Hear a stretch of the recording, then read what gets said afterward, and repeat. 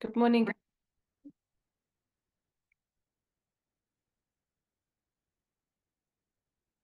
Welcome, everyone. Good morning. Let's just wait a couple of minutes while everybody comes in. Just bear with me.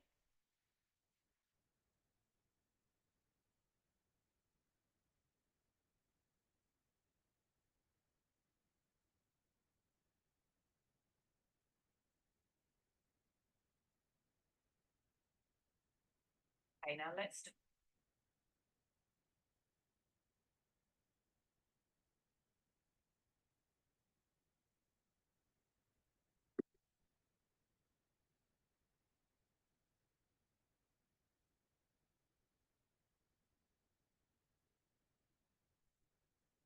Okay, great. Beautiful. Welcome, everyone. It's lovely to be here with you again. Let's dive straight in. I don't want to waste a moment. Today, we are going to think about your offerings, because if you are going to have a business that makes profit, you need something to sell. And we're going to get really clear on what those things are and what that pathway looks like. And I'll just say I'm going to share some suggestions with you today. And actually, with everything that we do in the whole training, it's really for you to filter through what works for you and leave to the side what doesn't. So not everything I share will be relevant for every person's business. Um, and also it might not be resonant for you. There might be certain things I suggest that just don't feel aligned. And all of that is completely fine. You can just take what works and leave to the side anything that doesn't. Um, with that said, do it consciously, do it deliberately. Don't just kind of disengage from a part because it feels difficult or because it feels uncomfortable. You want to kind of really have thought through, okay, this actually isn't an appropriate model for my business or whatever it might be, and then happily leave it to the side. But if you notice resistance coming up, like for example, let's say you don't enjoy posting on social media and you notice that resistance, and then you convince yourself, I don't need social media. I can have a business without it. It's possible it's going to make your life a lot harder, but probably overcoming the resistance will be helpful rather than just putting it to the side. So it's a bit of self-inquiry, a bit of self-awareness. Where is it just that something feels a little bit of a stretch because it's pushing you out of your comfort zone versus actually it's really not aligned and it's really not resonant. And they're two quite different things. So I invite you to apply your discernment and reflection around that. Um, so, like I said, today we're going to look at the pathway of your business. So, meaning what you're offering. Now, for most of you, that is services. For some of you, it's products, like actual physical, tangible things that you sell. But for most of you, it will be services, whether those services are in person or online. And I think it's really useful to make a distinction between in person and online, because we're going to look at the customer pathway, the customer journey. And in your customer journey, probably most likely you're going to build a pathway that works for either an online audience or an in-person audience, and they're very different. So let me give you an example. This training, Yoga Accelerator, that you're in, the pathway I'm going to teach you, we followed exactly. So you can see how it works. And you guys all ended up purchasing and joining us. So again, you can see how it works. I'll be completely transparent about that. We started off by offering a freebie, which was the Cash Flow and Clarity program, which many of you were in. Some of you weren't, but most of you were. Now, that was an online experience because we knew that Yoga Accelerator was also an online experience. If we'd offered Cash Flow and Clarity as an online experience and then segued into selling something in person in Sydney's Inner West, where I live, 3/4 of you would have been gone because you don't live in Sydney's Inner West. So it wouldn't have worked as a pathway.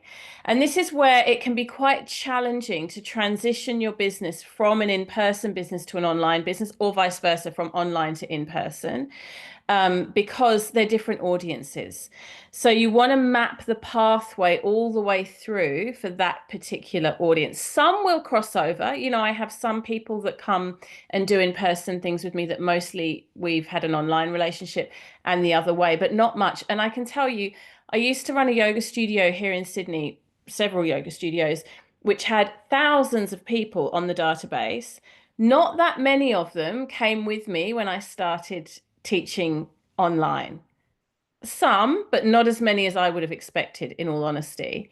And likewise now, because I teach predominantly online, like 90% of my work is online, I find it quite hard to fill up a room of people in real life in the inner west where I live. Because most people that work with me don't live here. It used to be that when I went to the supermarket, invariably I'd bump into 2 or 3 people that I teach yoga to.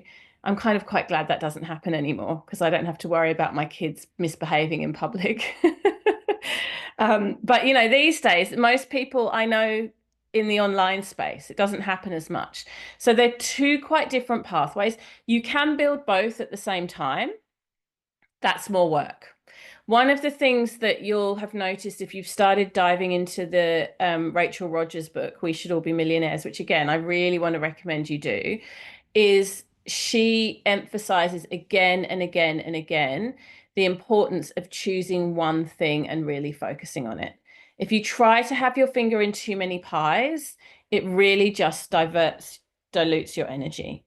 So I know you're multi-passionate. I know there's lots of things you want to do, but if you try to do too much at the same time, you end up doing nothing particularly well.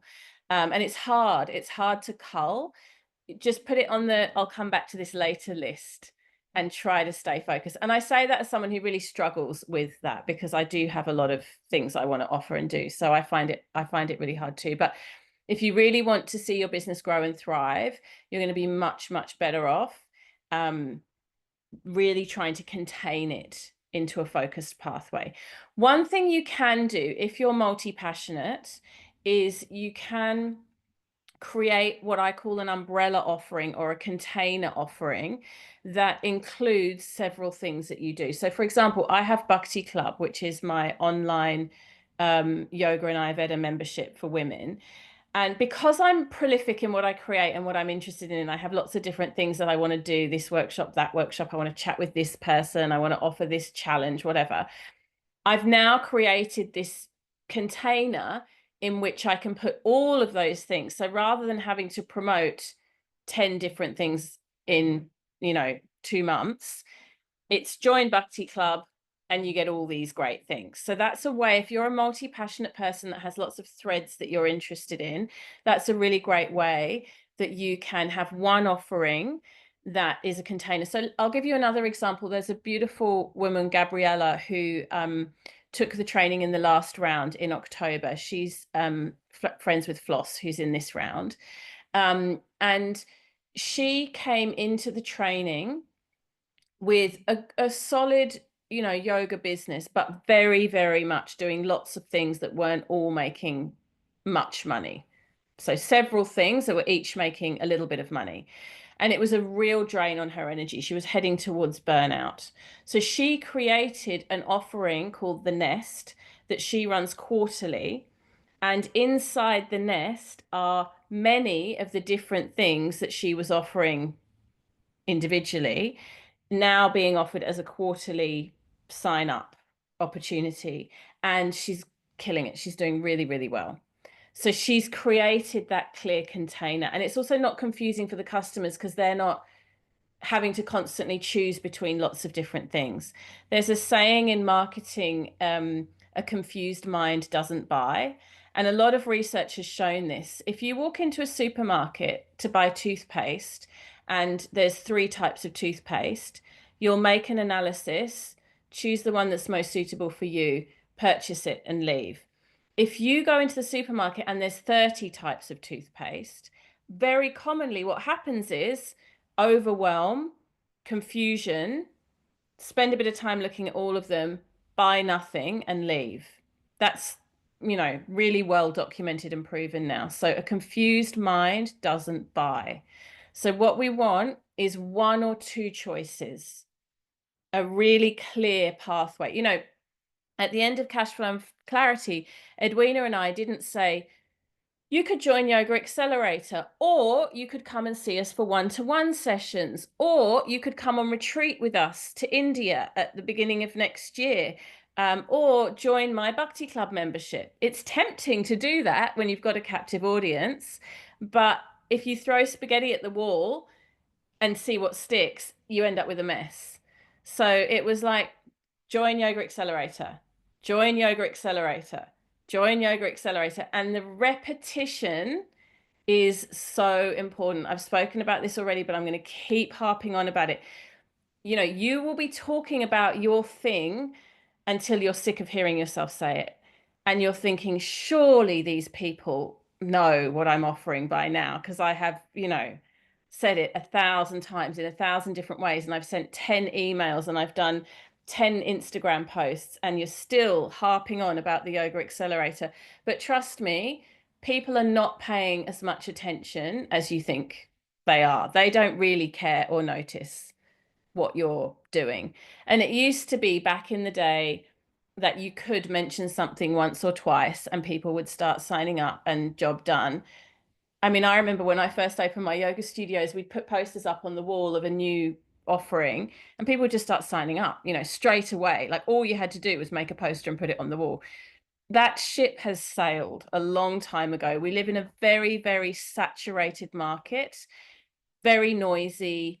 We're all online. We're completely overloaded and overstimulated. I mean, that comes with a whole bunch of its own problems that we won't even go into. But for people to hear you and to see what you're offering and to make the leap of signing up, they need a lot of reminders. In marketing, we call this touch points. So it's not enough to just put the poster on the wall. You've got to put the poster on the wall and send an email and be on social media and maybe have a private conversation or send them a direct message and post again and email again. I mean, let's do a little experiment here. Before you signed up for Yoga Accelerator, the program that you're in right now, how many times did you can put a number for me in the chat, either see something on Instagram, receive an email that you read, look at the website page, like how many times do you think you engaged with the material, the sales material, before you decided to purchase? Had a message with me, had an email with me or Edwina? How many touch points do you reckon you experienced? So Liz is 5, Gemma's 7, Mary 5 to 6, 3, 3, more than 10. Rachel's saying 3, but that's because, and this is actually a really important point, Rachel's known me for years. So that's another point, right? 3 on this particular program, but I don't know, getting on for 20 years, literally, of friendship and knowing one another. So the trust factor is there. And that's why it's always easier to sell to people that you already know, your existing audience. So another mistake that we make is we think, oh, people won't want it because they've already bought things from me. Actually, they're the people that want it the most. The people that have already come to your class or purchased your thing or, you know, turned up for your kirtan or whatever it is, they're most likely. Jody, more than 10. Prem Baba 4 or 5. Yeah, exactly. And Karen says she hadn't come across Edwina or I until the freebie Cash Flow and Clarity. So she's fresh blood, which is great. And always requires a little bit more work on the part of the person doing the promotion, because first you have to form the relationship, right?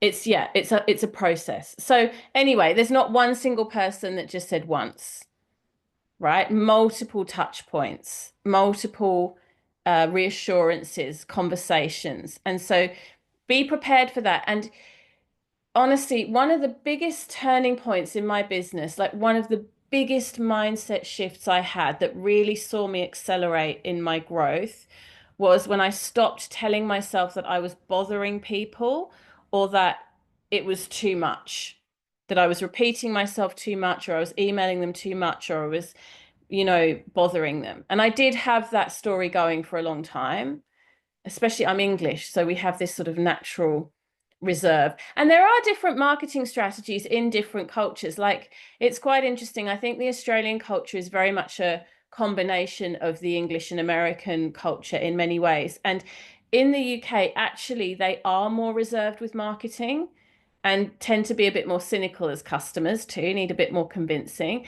America, very different culture. If you do a training like this, any sort of business training in America, it's going to be much more pushy. They call it bro marketing, much more kind of red font, exclamation marks, buy now. If you've read or you've started to read the Launch book by Jeff Walker, Rachel Rogers is also American. It's a more pushy style, and we have to find our sweet spot with that. I feel like Australia is actually in a very nice mid ground where we can be quite proactive and we can be quite forward, but it's not as in your face as often the American culture can be. So that's something worth keeping in mind as well, your natural personality. But if you think about reaching out to people and putting things out for sale and doing promotions, then actually really what you're doing is you're just offering people an opportunity to work with you.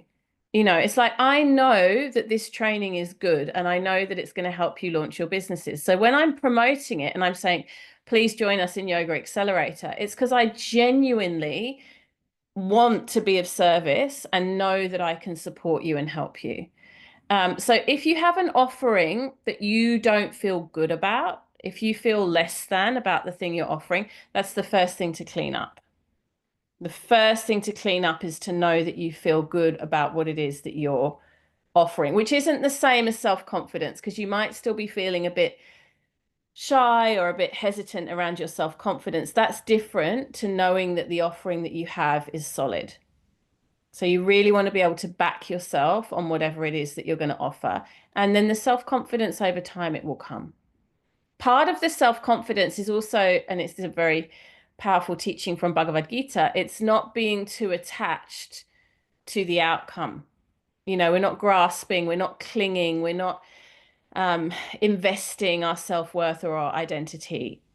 We're just making an offering and excited for that and enthusiastic and optimistic. And also, if it's not the right time or it's not the right fit, that's okay too. Okay, so with that said, in your portal, your Bhakti Business Kajabi portal, where you've got, the Sadhana Pockets teachings and all of those things, what we're going to be looking at today is in the sadhana section, and it's the mind mapping around your range of offerings. That's what we're looking at. So you don't have to reference that right now, but later on when you want to go and look in the portal and see what we're talking about, that's where we're at. And basically, you can either think of it as a pyramid or a funnel. A funnel is just a pyramid the other way around. Lots of people talk about funnels. I've drawn mine as a pyramid because I like the idea that the momentum is upward, not to be confused with pyramid systems or pyramid selling, which is something completely different, and that's not what we're talking about here at all.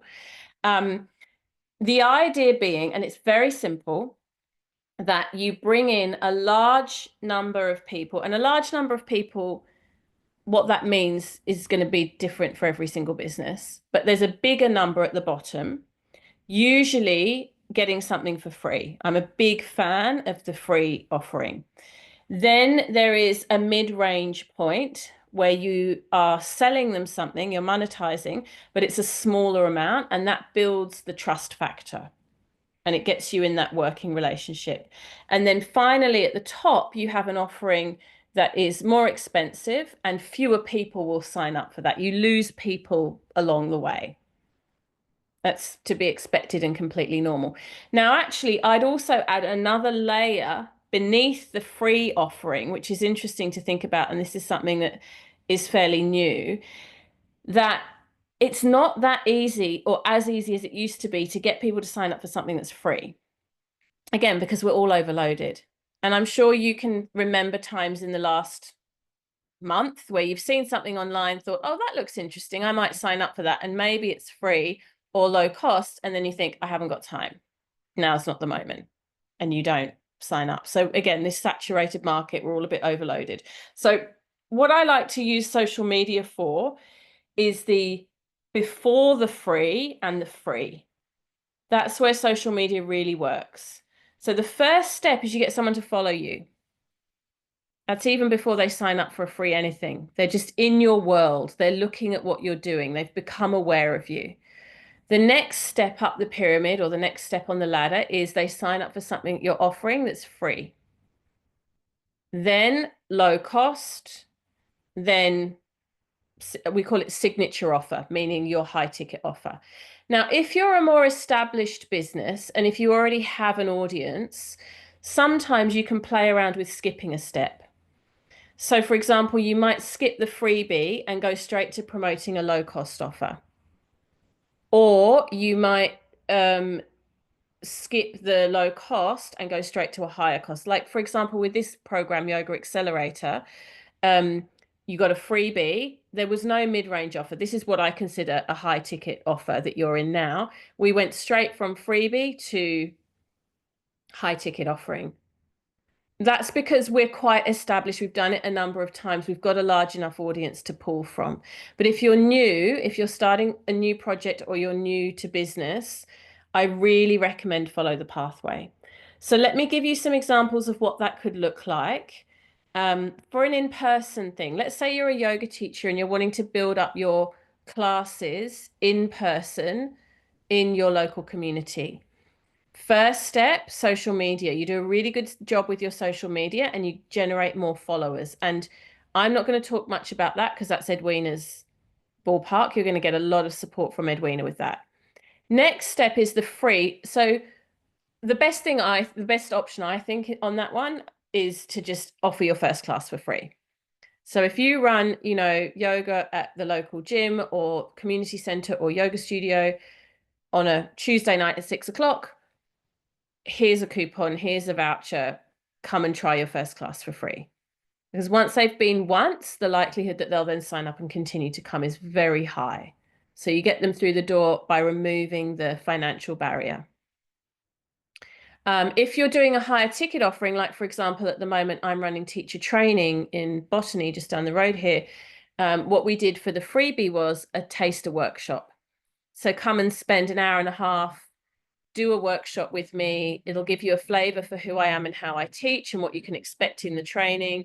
Everyone is welcome.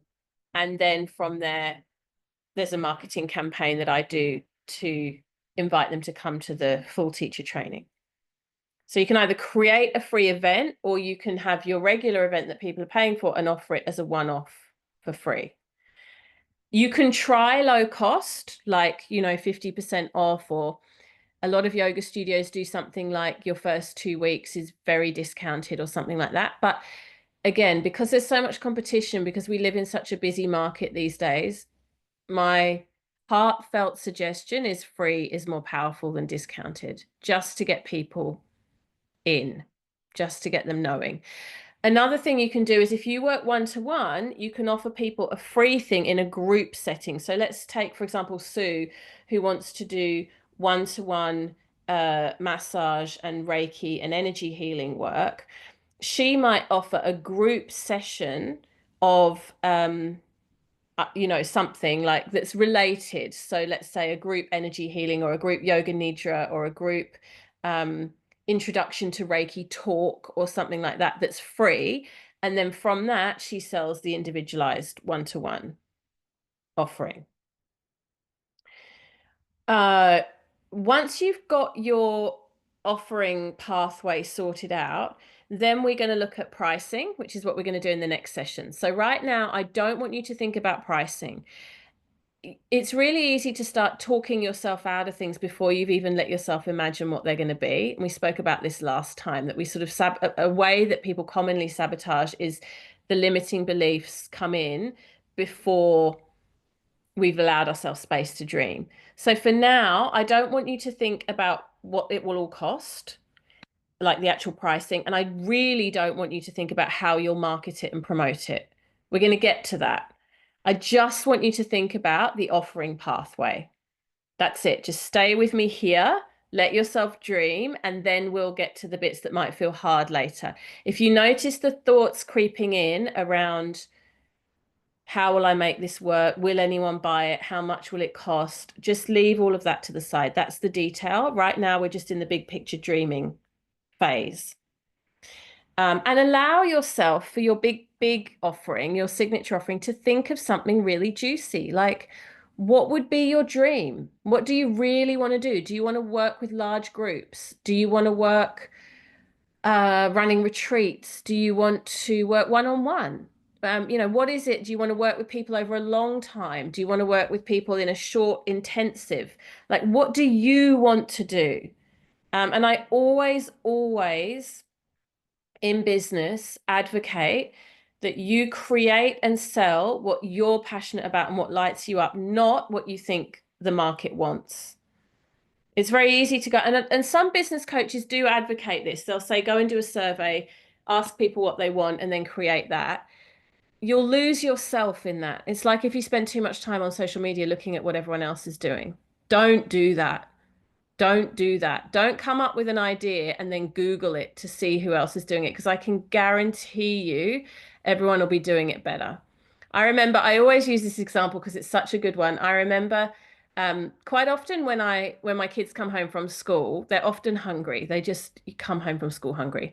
And what I do is I give them a big like platter, a big snack plate of cut up fruits and vegetables. And because they're hungry, they eat them.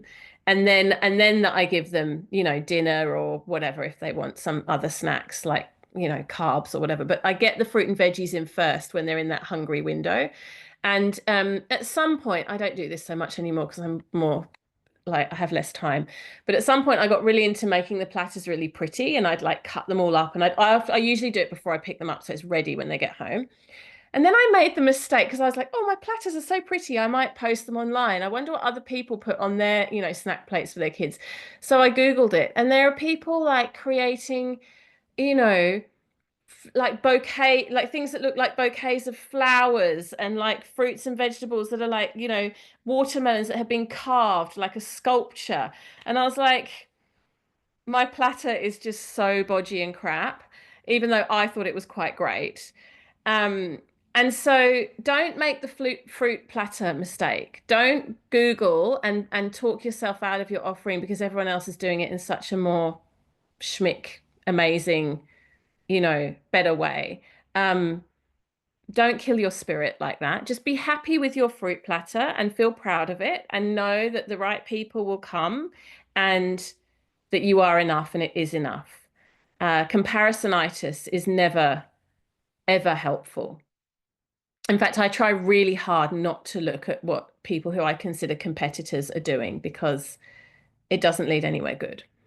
Um, okay, another point about this pyramid or funnel, this pathway, is, and this is really important, you want to make sure each stage clearly leads to the next.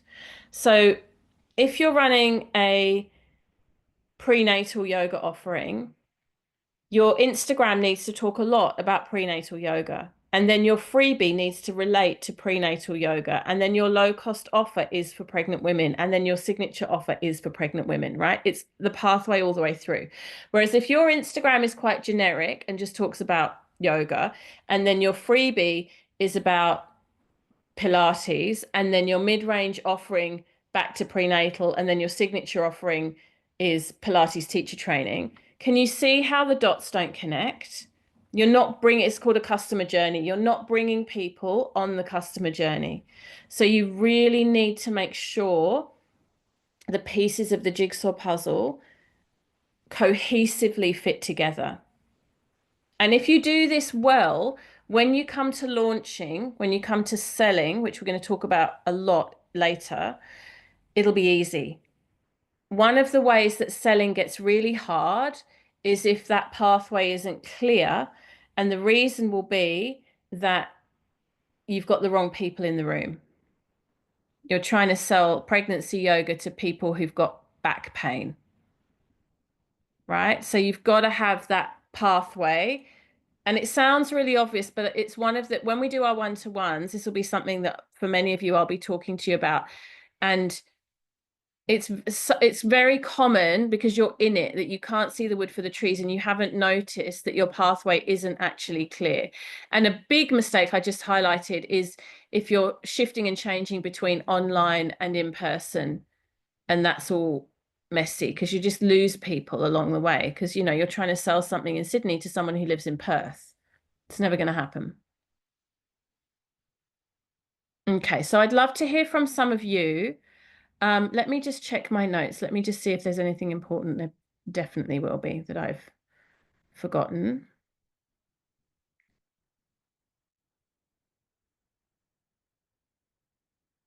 Oh, yeah, we're going to talk about goal setting in a moment, but we'll come back to that actually. I'd love to hear from you. I'd love to hear your thoughts around. Well, first of all, does anyone have any questions? Is anyone anything you want me to clarify based on this idea of the pyramid or the funnel? Feel free to unmute yourself and just ask.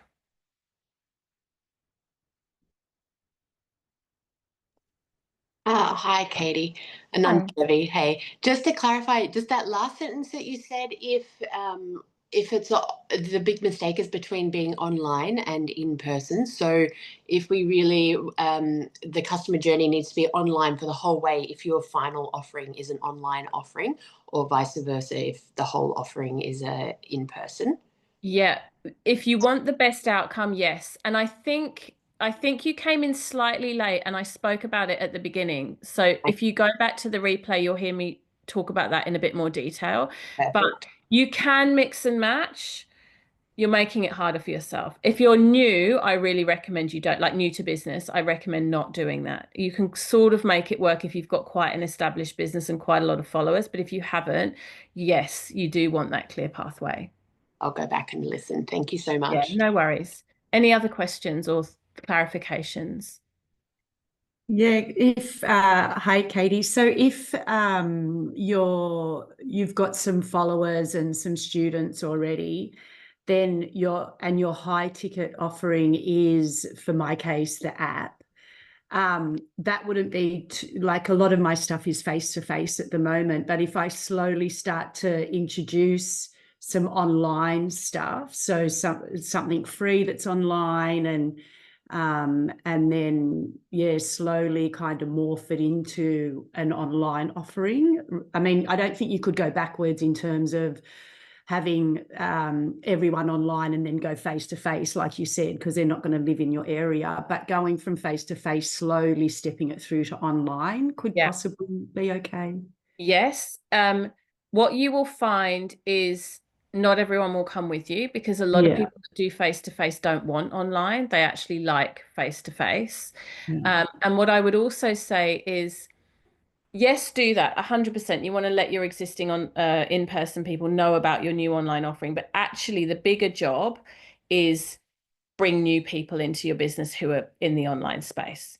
And you'll do that through an online freebie. And with you, because you're launching an app, it might be a free trial. It might be get them in through the door, they try it, and then they subscribe. I mean, there's other options, of course, too. But it might just be, yeah, you need to bring in new people that are online customers, as well as offering it to your existing in-person customers. Um, and also, you just said your big ticket offering is the app. I wonder if that's accurate because I think the app, I mean, you and I will talk about this when we have our one-to-one, but I don't think the app is like a very high cost offering. So actually, I would imagine that your app is your mid-range offering. So you're going to be generating people coming in with a free, then joining your app is mid-range, and then whatever is on top is going to be a higher ticket offering, which, you can think about what that might be. Okay, beautiful. So that was a good example from Gemma. Does anyone else feel brave that you'd like to share either your imagined pathway if you're new, like what you think your pathway could look like, or your existing pathway, and you might be able to highlight which bits are working and where you've got some disconnects that need clarifying. Let's do a bit of hot seat, just kind of look at some real examples. I'll go first before I lose my my confidence. So mine is an imagined one at this stage. So I was just writing then about ideas for my free offerings, something like something on gratitude, because obviously that's what my name is, and I'm big on gratitude. So maybe a PDF, or I thought about a audio meditation. And eventually, like when I've done my finished my yoga teacher training, a free yoga class.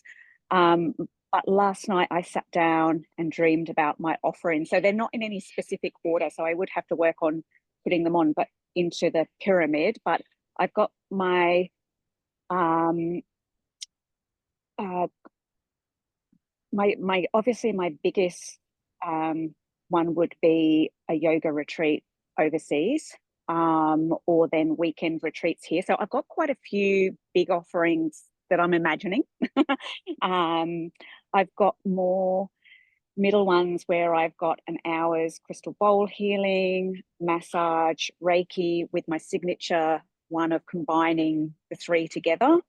I've also got group crystal bowl and healing sessions in a group, yin yoga and crystal bowl experience, and yoga nidra and crystal bowls, and then half day workshops. So I've just kind of gone all out and really need to kind of, I've just listed everything that I think that I would like to do. And then I probably need to pull back to start off small. Brilliant. I love it. So Sue's done perfect, a brain dump of all the things she'd love to offer. And now the job is go to that pyramid, and you've got a template for it in the portal, and sort where does everything fit, and have a look. Is it very top heavy with not much happening at the bottom, or is it full of free stuff with nothing that you can monetize properly? Where are the gaps? And then we want to start to fill the gaps. I mean, Sue, it sounds like you've actually got something for each area. It's just a case of organizing them. And then if you, like Sue, have multiple ideas and you're multi-passionate, you're going to have to look at your pyramid and cull for now. You're going to have to say, this will not be my focus immediately. I'm going to focus on this. I'm going to focus on that. And I can come back to the other ideas later, because I can't do all the things straight away. So get it all out. That's great. Organize it into its pathway without even needing to yet know what the actual pricing is, but you've just got the rough free midpoint higher end experience, and then cull it and get that pathway really, really clear, because then we can do the next steps, which is pricing and launching, like promoting. But we're not going to look at those until that pathway is really clear. I also love that Sue's already starting to think about her own particular spin on something. So she's doing yoga nidra, Reiki's right, yeah, and sound bowl healing. There's lots of people doing those things, but she's created a one-to-one experience that combines them that's quite unique. So she's found a niche within something that's quite generalized, a lot of people are doing. She's found a way to get it specific to her and personalize it, which is great. Really good. The other thing is, excuse me, I'm just going to take a sip. I just got a little tickle. The other thing I want to pick up on with Sue, and this is for all of you, is I think slowly the days of pre-recorded and pre-written materials being good freebies are leaving us. And I think it's because of AI, and I'm sad about it. But it would be remiss if I don't say that I think the best freebies these days have a live component, because we need people to engage. And how many times have you signed up for something free, received the PDF, the audio, the video, the webinar recording, and never done the thing? Raise your hand if you've done that. Signed up for something free, not actually done the thing. Rachel's got 2 hands up, right? So we have to drive the engagement. It's not enough just to give the freebie. We need to have people show up and take part. Like, you know, cash flow and clarity. We had, I think nearly 300 women sign up for it. Maybe like 270, something like that. We had 20 odd people, 20 to 25 people show up live. We did have really high replay watching, which I was very pleased with. And I think the reason we got a lot of people watching the replays because we sent lots of emails to remind them. So that we were very proactive about watch the replay. And the other thing we did was a strong, what we call a CTA or call to action, which is you don't have forever access. It's expiring on Tuesday. That's really smart. So do offer the recording, but have it be limited, have a boundary so that people have a call to action to actually watch it. If you're going to, like, so for example, you know, with Sue's idea of the meditation, have it be a live meditation class and they show up live and you do it on Zoom. You're going to get much, much, much better engagement than just sending out. And then what you could do if you really want to over deliver is you could send them the recording afterwards that they can keep, but they've engaged.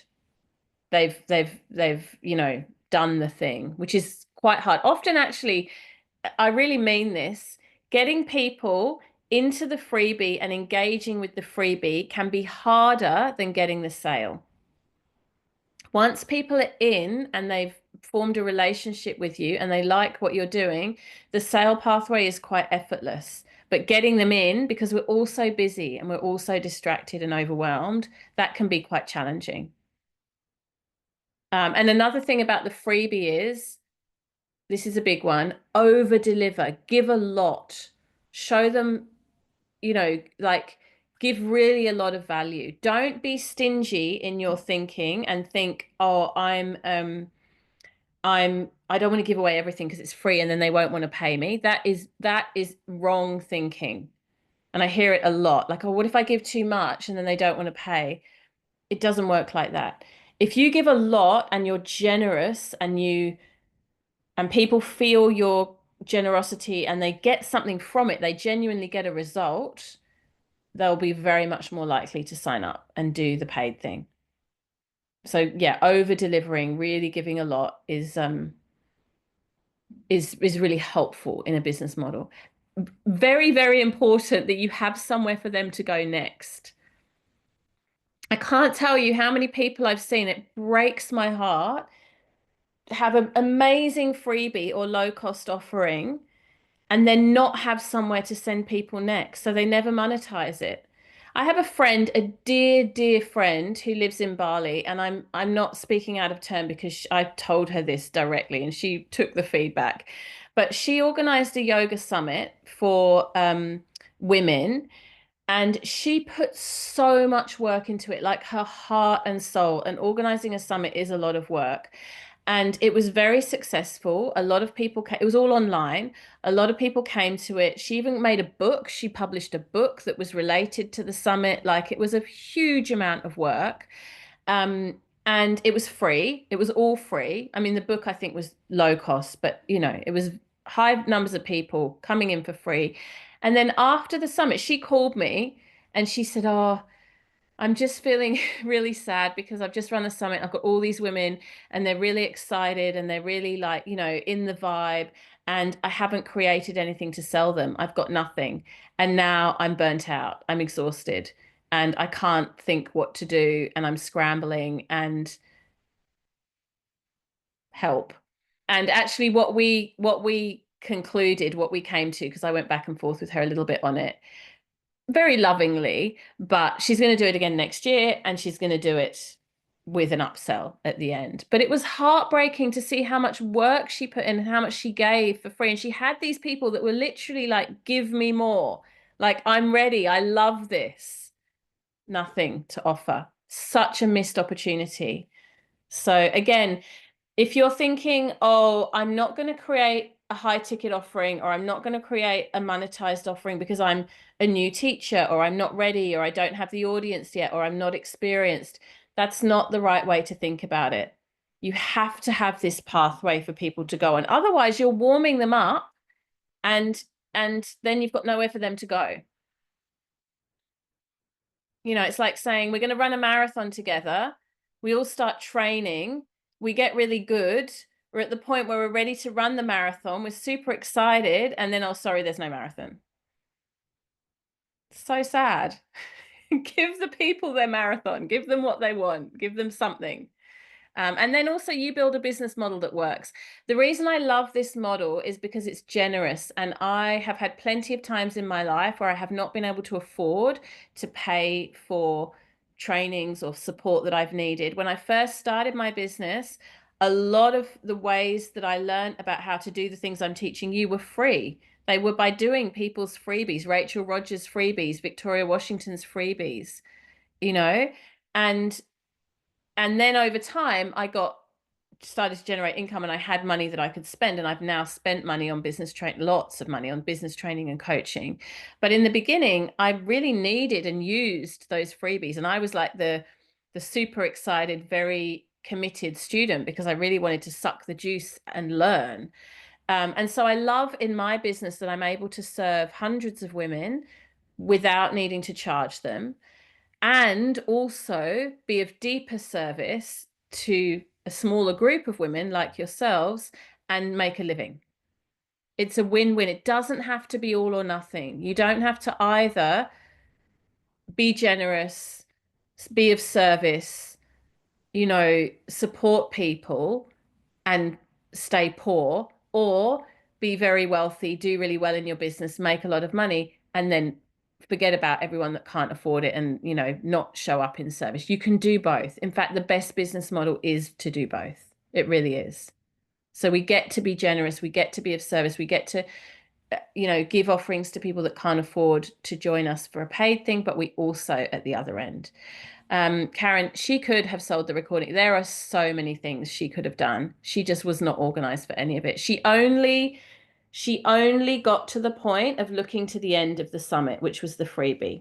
That was all she got to. And she was working so hard. She was so in it that she couldn't see until the very end when she called me in a panic, the bigger picture of what was possible. And this is why, sometimes we get very stuck working in our businesses and we don't zoom out to look at the bigger picture of what we're doing. I think one of the real skills in business, part of the reason you guys are here, is the ability to zoom in and pay attention to detail and deliver and, give care and do things well, and the ability to zoom out and keep guiding the bigger picture of the business forward. We need to be able to do both. And she was just in it, that, you can't see the wood for the trees. Okay, who would like to share about a pyramid pathway, where you're at? I will. Karen. Okay. Go ahead. Because I was just thinking my medium kind of offering is my group classes, they're hybrid because I have people here in the room and I have people on Zoom. So that's kind of a bit different, that I'm not just focusing on in person or online. I'm kind of doing both. But the issue that I think I've got is my high cost offering is my private sessions, which at the moment I don't have very many private clients. I've only got 2. But the issue that I have is that my group classes, the people that come to group sessions aren't the people, and I've learned this over a number of years, they aren't the people that end up signing up to my private sessions. And I think it's just that they think that they're going to get the same thing, but they're going to be the only person in the room. Do you know, like I'm trying to get the message across that a private session is very different to a group session. Yeah. Really tailored to what that person needs. I understand exactly what you're saying. So there's a couple of things there. One, it's an education piece. So you've got to, like you just said, I try to tell them, but you've got to really tell them. You've got to talk about it, run a social media campaign, write emails, like educate them to understand why is this different and why will you get so much more from it. And why it's also not instead of classes, it's as well as, and it will enhance your experience of being in class. So there's an education piece in that. Very often, if people aren't getting the steps between layers of our path, but we can see it, but they can't, it's because we're not communicating it clearly enough. We're assuming that they know and they don't know. So that's the first piece. And then the second piece might be that you need another option of a higher ticket offering. So that's one option, but you also actually need somewhere else to take your group people, like could be a retreat, could be a workshop, could be a day retreat or a weekend away, or, you know, I'm just putting it out there. But if they're in that group mentality and then they're not transitioning into private, what can you offer them that keeps them where they want to be, but is a next level offering? Yeah. So I would attack from both sides. I would think about the offering that they might want, but I would then also think about how can I get them to see that the private is actually really great for them. Yeah, I do actually run like mini retreats, like a half day thing, and some of my group students will join those. But that's another kind of frustrating thing, and I think it is partly my messaging, and I'm not giving enough communication, because quite often people that come to those mini retreats will be people that I've never met before, and I'll see them, they'll come to the mini retreat, and I'm like, do you want to sign up for my group classes? And then I never hear from them again. Yeah. Okay. So I think it's interesting. You've got the clarity of the pathway is there. What you're experiencing is disconnect in the customer journey. Yeah. And I'm going to guess, and we can dig into this more deeply, but I'm going to guess the challenge is actually in your communication. Yeah. You're not guiding them carefully enough along the pathway. You're expecting them to connect the dots. Yes. And we really have to guide people along. It might be that launching, what I'm calling launching, which means like promoting something actively, usually with a deadline, is going to be the missing piece for you. And we're going to get to that in a couple of sessions' time. Yeah. That's good. It's good to know. Yeah. Yeah. I don't think your pathway sounds good. I think it's going to come later when we get to promotion, that there's some gaps there. Yeah. We'll see. Thank you. That was another great example. Someone else. Be brave.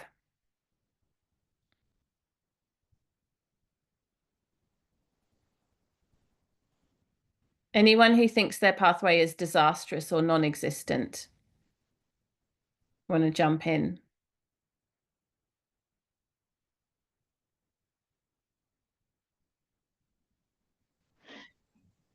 Hi, Katie. Hi. I don't know if it's really relevant, but it hadn't occurred to me. I've been thinking a lot about this pyramid since the clarity business, clarity and cash flow, and I thought I had it all worked out, and then I'm realizing that actually maybe I don't, because you know how I've got the scattergun approach of doing everything, and so maybe the key component is people working with me. Yeah. So for clarity for everybody else, I'm an artist, not a yoga teacher.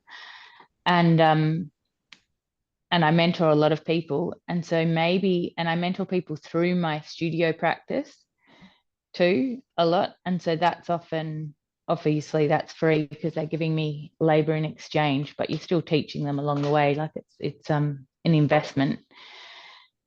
And maybe that's the entry level pathway, is like a draw club or a studio Thursdays, and then it moves into working in the studio, and then slowly you get to the pinnacle mentorship.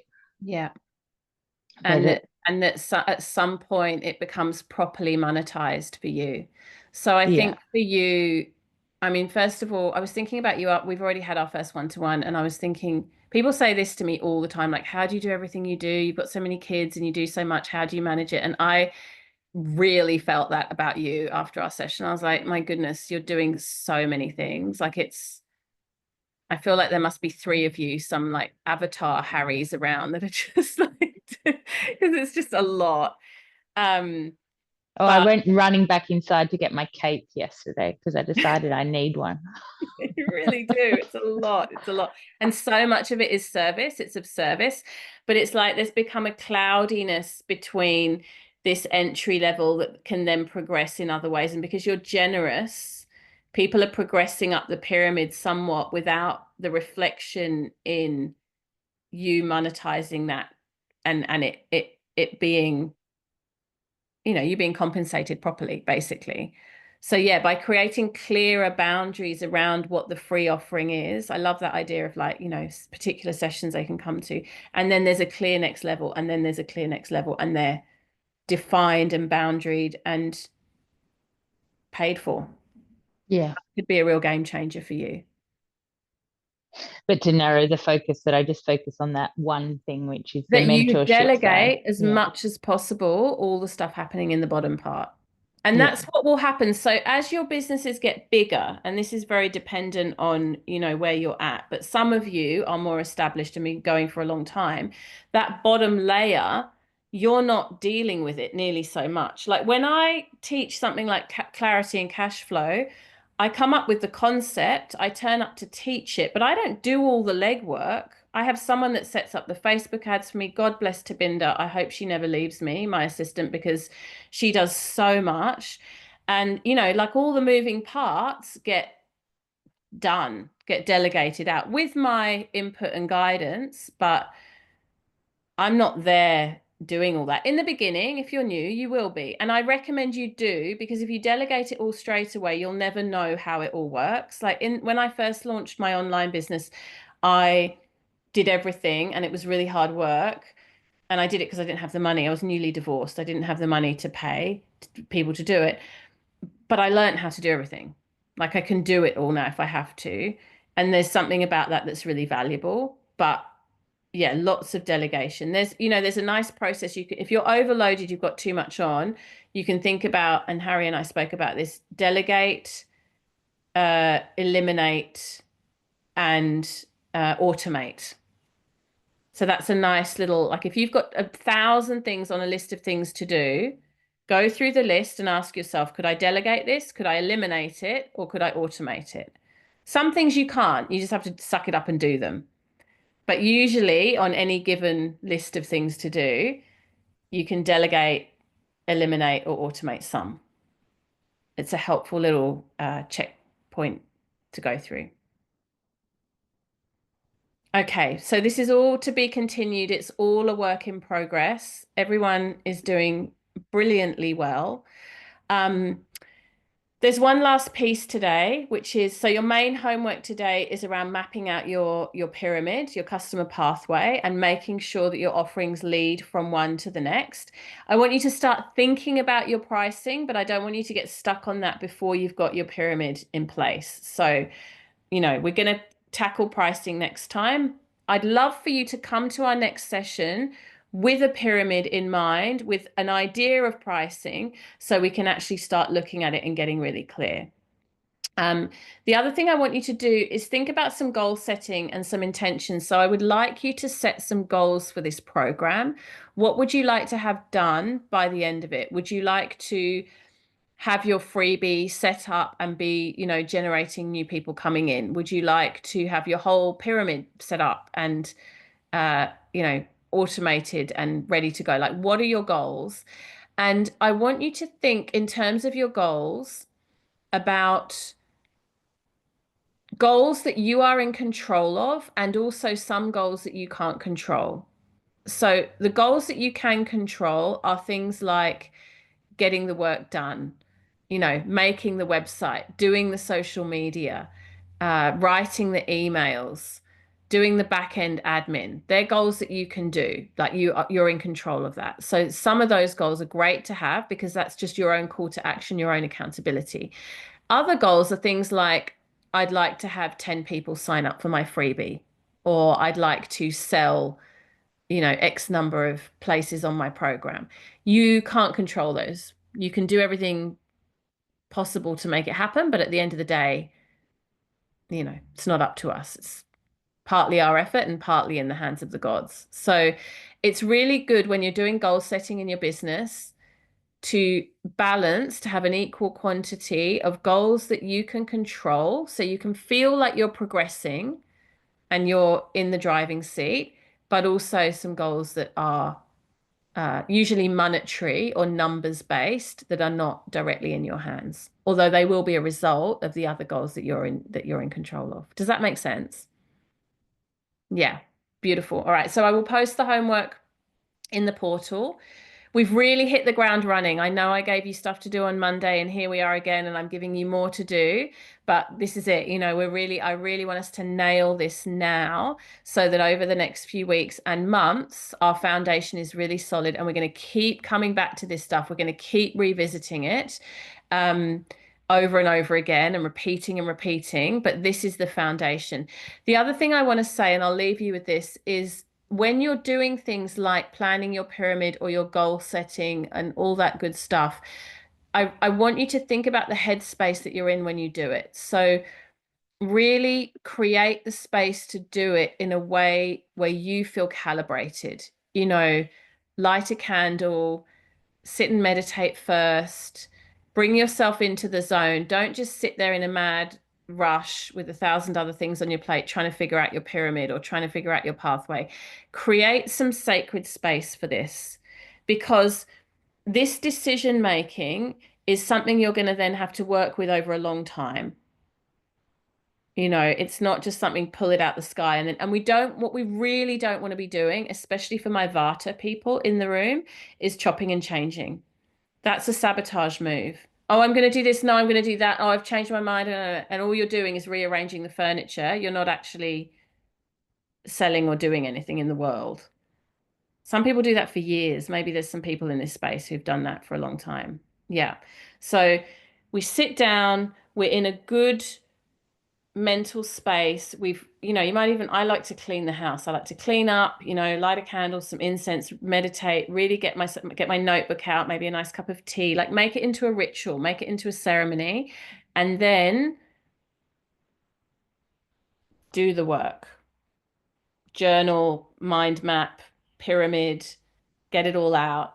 And then you'll find it's really aligned. And then what I like to do is I like to sleep on it and come back the next day and check. Because sometimes you're in a funky mood. Sometimes if you're feeling a bit down on yourself, you might make goals that are really small. On the other hand, sometimes I'm in a very inflated, elevated mood, and I make goals that are very ambitious, and I come back the next day and I'm like, that feels a bit over the top. I might dial that back a bit. So it's good to kind of set the intention, make the goals, sleep on it, and then come back to it 24 hours later. And then we fix it. We don't let ourselves Vata around it. We, at least for, I like to say 6 months, we lock it in and we give it our all, because the rearranging the furniture is not helpful. All right, beautiful. Have a gorgeous rest of your week and weekend. I will see you all next week. I'm available and I'm here if you need feedback or support. If you have questions as you're working through creating your pyramid, please drop them in the WhatsApp group. I'm very happy to answer them. Very happy to receive your questions if you want refinements or clarifications. I was really happy to see everyone's elevator pictures coming in. They're all wonderful, and even some of you refining them as we go, which is great. That's all good clarity. You've got sessions with Edwina starting next week as well, so that's going to help you a lot too. Take care, everyone. Thank See you all soon.